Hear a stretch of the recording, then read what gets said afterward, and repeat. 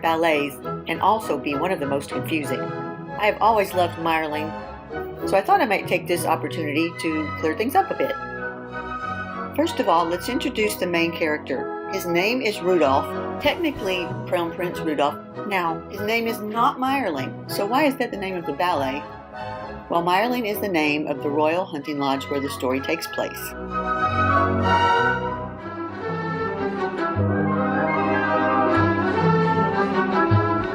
And speaking of the story, it's a true story. The events portrayed in the ballet actually did happen in around 1889.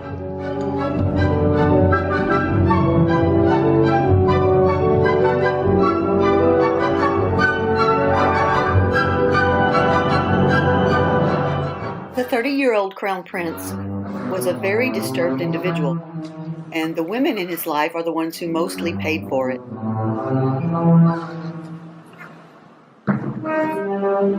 Now, the stories between Crown Prince Rudolf and these women are mainly told via pas de deux, each one exploring the complex relationships between Rudolf and these women.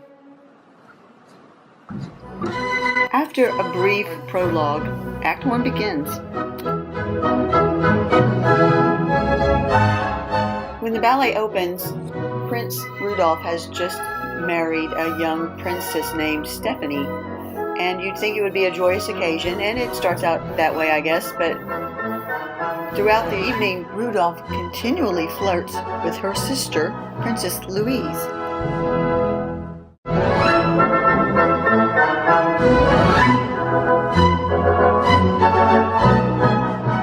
Louise makes the attempt to be the good sister, but she is terribly flattered by the attention. Rudolf has absolutely no regard for Stephanie, who is witnessing the entire episode.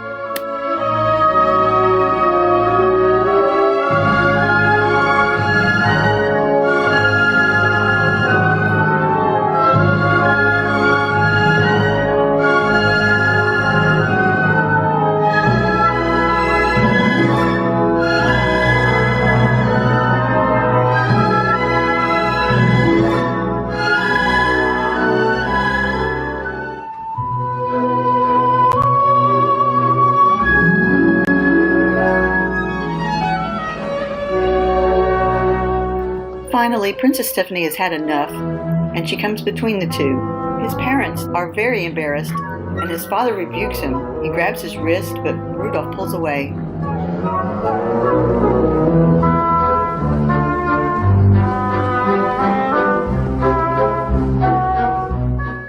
Also in attendance that night is the Countess Marie Lareche, who happens to be a former mistress of the prince. And she tries to rekindle their relationship, but he actually rebuffs that attempt.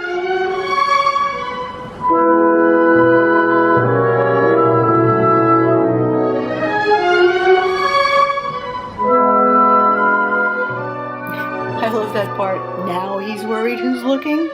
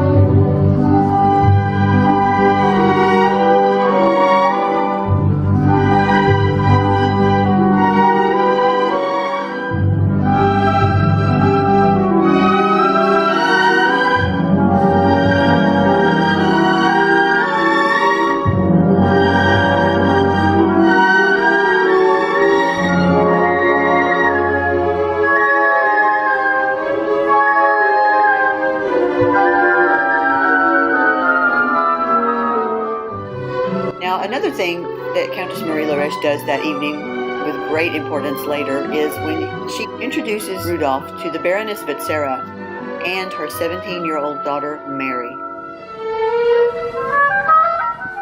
Rudolf finally makes his way into the wedding chamber where his bride Stephanie has been waiting. Instead of embracing her as a warm and loving husband, he attempts to frighten her with a revolver, among other things.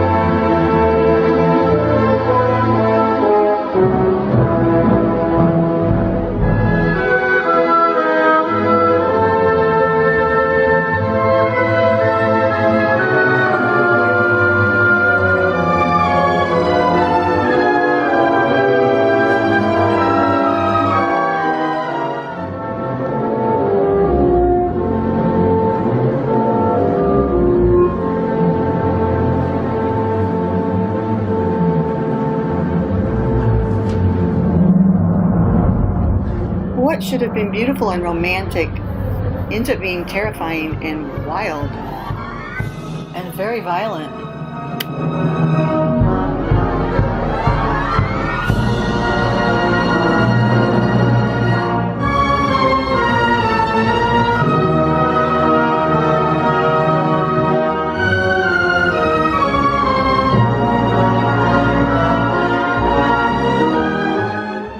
It seems that poor Stephanie does truly love her husband and tries to please him.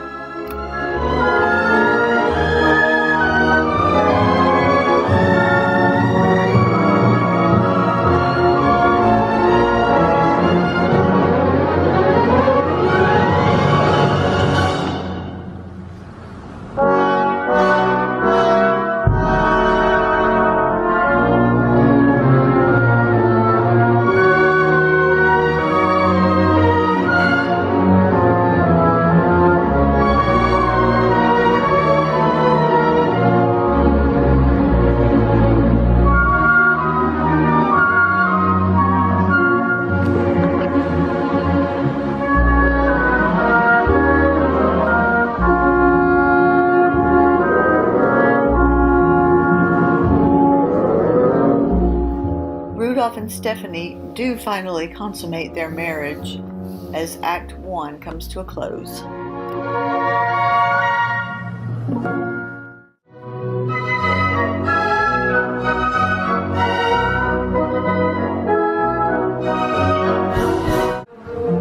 Act 2 finds our newlywed couple at a local tavern. Stephanie becomes disgusted at the women vying for the men's attention. When she tries to leave, Rudolf is not disappointed. In fact, he urges her to go. This leaves Rudolf free to turn his attentions to his current mistress, the courtesan Mitzi Kaspar.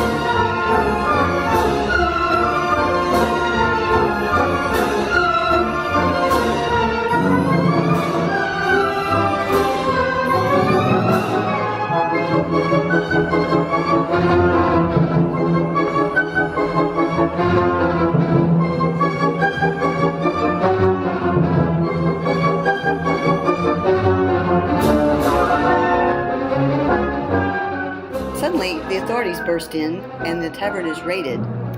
Rudolf, Mitzi, and his Hungarian friends hide and therefore escape being arrested. With his depression and despair increasing, Rudolf proposes a suicide pact to Mitzi. She refuses. In the meantime, 17-year-old Mary has composed a letter to Rudolf, whom she has become terribly infatuated with, and this letter leads to them meeting in secret for the very first time.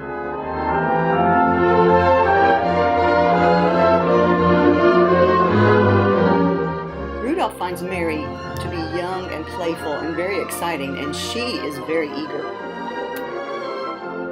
eager and completely unafraid of his antics. In fact, she plays along.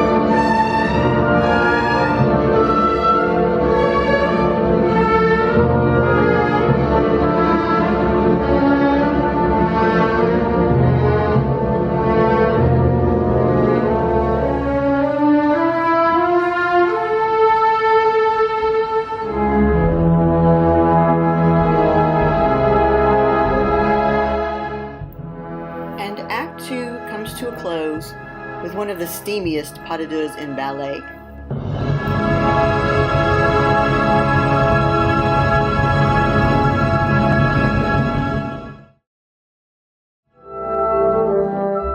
When the curtain opens on Act 3, the ballet has taken a tragic turn. During a hunting expedition, Rudolf inexplicably shoots wildly and kills a member of the court and narrowly misses his father.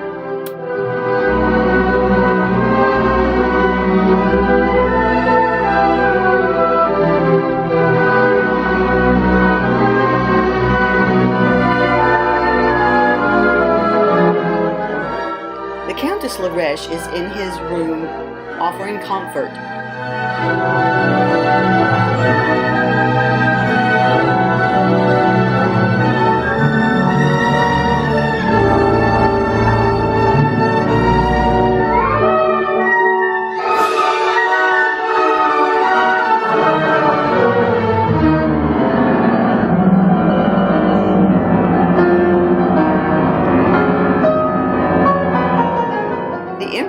Rudolf's mother enters the room and is very angry at finding the two of them alone together.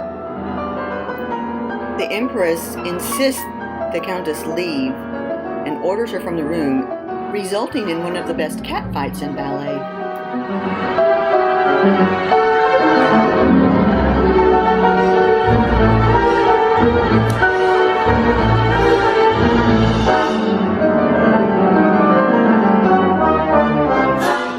The two quarreling women finally do leave Rudolf's room, but they are both unaware that Mary was waiting outside as well.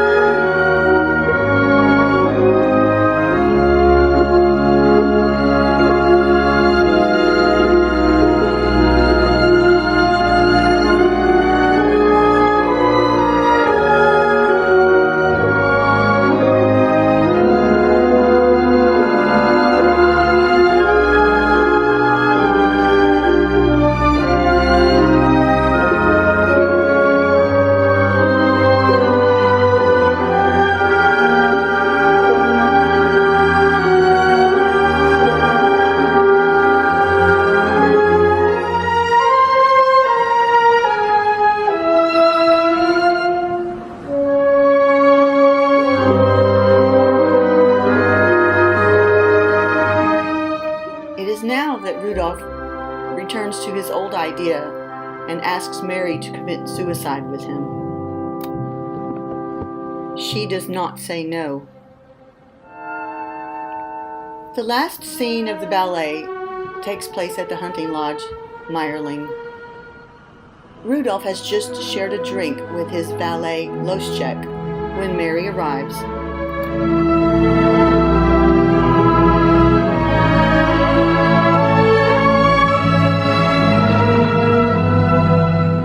He asks him to leave, saying he is unwell, and the couple are alone.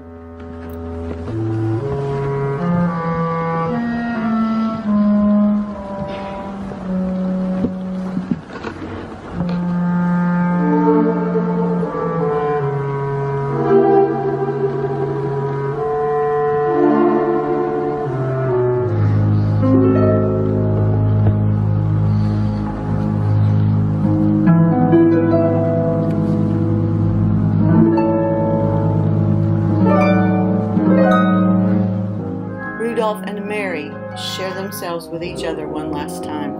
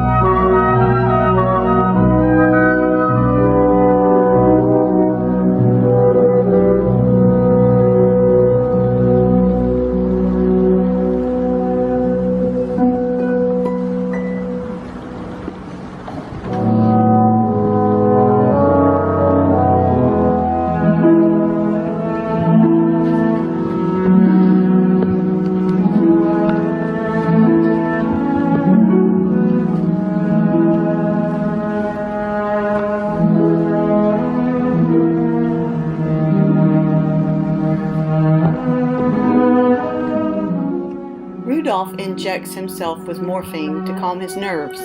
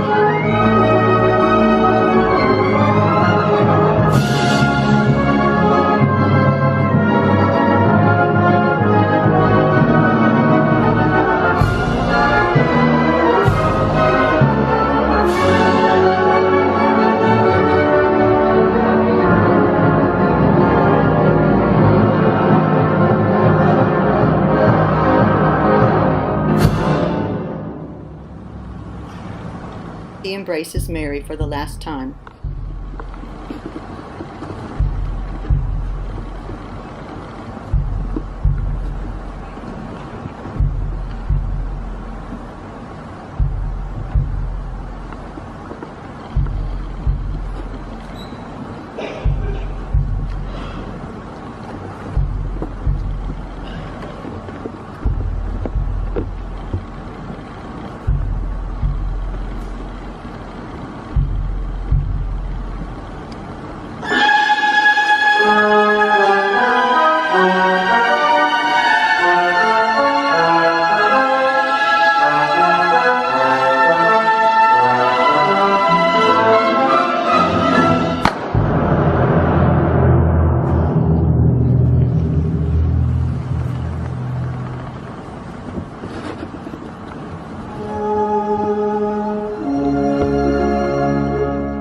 After shooting Mary, Rudolf arranges her lovingly on the bed and gently places a rose on her heart.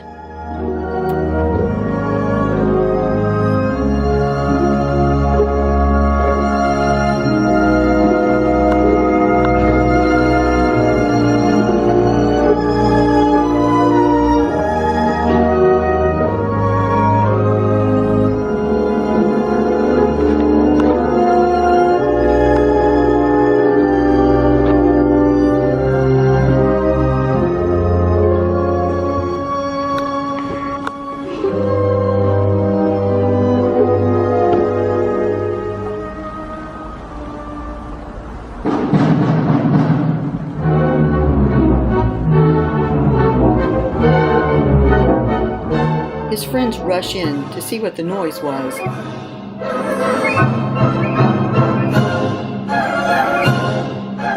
He turns the gun on himself.